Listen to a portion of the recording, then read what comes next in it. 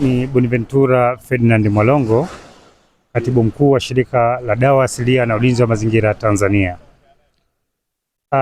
Kwa namna pekee ninamshukuru Mwenyezi Mungu aliyetujalia fursa ya kuwepo katika maeneo haya siku ya leo katika jiji la Mwanza, ambapo tunashuhudia siku mbili zilizopita mvua imenyesha kwa kiwango cha juu kabisa na kupeleka mafuriko katika baadhi ya maeneo, lakini tunaona kumbe sehemu kubwa ya takataka na aina zote za uchafu kutoka kwenye matumizi ya jamii vinakimbizwa ama vinakimbilia kwenye chanzo kikubwa cha maji kwa hapa kwetu.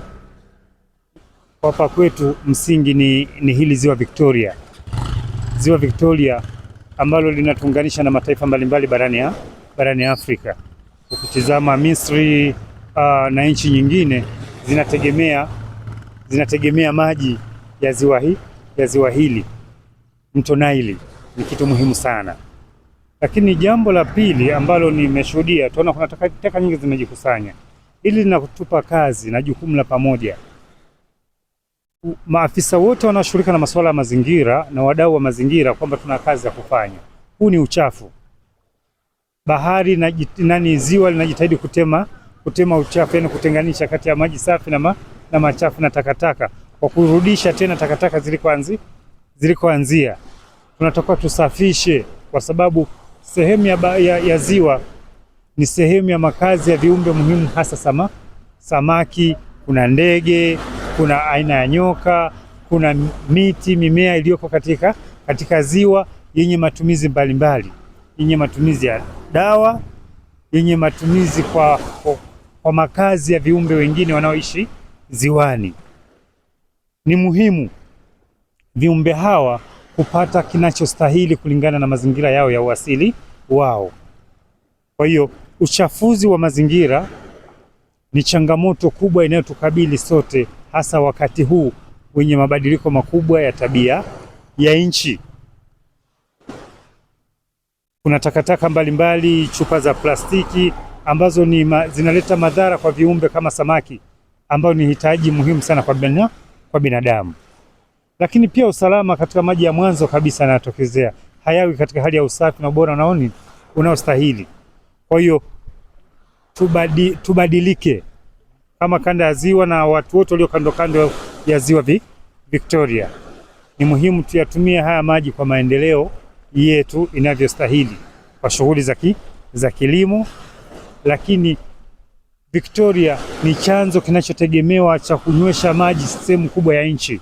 Watu katika jiji la Dodoma, makao makuu ya serikali, watu walioko Dar es Salaam, baadhi wanategemea pia kuyapata maji yanayotoka katika ziwa hili, na wakati mwingine inakuwa ni jambo la kushangaza kidogo.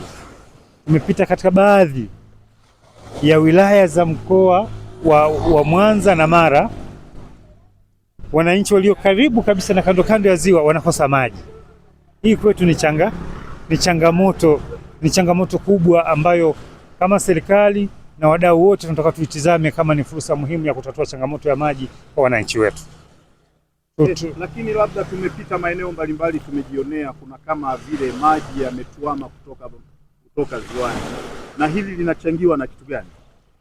Kuna maeneo yana chemchem zipo nazo zinahitaji kutunzwa, kuhifadhiwa ili ziendelee kuwa na maji yenye usafi, ubora unaofaa kwa viumbe, ikiwemo wanyama wanaojitafutia chakula. Utakumbuka tumepita eneo moja kama pale kule Bunda. Kuna kijiji moja ndani kuelekea kwenye ule mgodi wa madini. Tumeona kobe barabarani mapema wakitafuta maji, kwa mjibu wa taarifa za kitafiti. Kobe dume na kobe jike wako barabarani, sehemu ambayo sio makazi yao.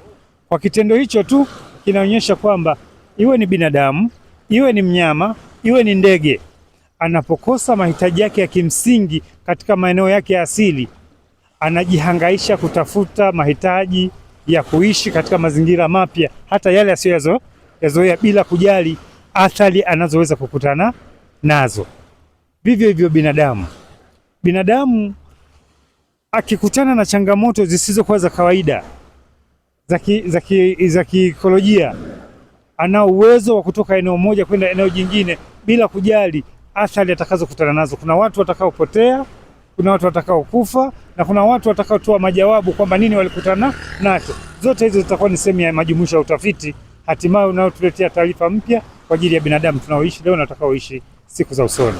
Naona nyuma yako hapo kuna taka ngumu. Je, ni kitu gani kinasababisha yani kuwa kwamba kando ya ziwa kuna taka ngumu kama hii? La kwanza nimesema kwa mamlaka za mazingira ngazi